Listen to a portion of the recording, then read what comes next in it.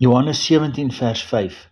En nou, Vader, verheerlik my by U self met die heerlikheid wat ek by U gehad het voordat die wêreld was. Gee oor aan jou diepste innerlike Christus verborge self. Glo dat jy nog altyd van voortyd begin het, erfgenaam van heerlikheid by die Vader in Christus Jesus is. Filippense 1 vers 4 en 11 tot 12.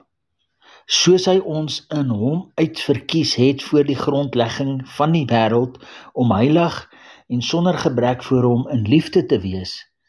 In hom, in wie ons ook 'n erfdeel ontvang het, nadat hy ons van tevore daartoe verordeneer het, ooreenkomstig die voorneme van hom wat alles werk volgens die raad van sy wil, sodat ons kan wees tot lof van sy heerlikheid, ons wat reeds tevore op Christus gehoop het.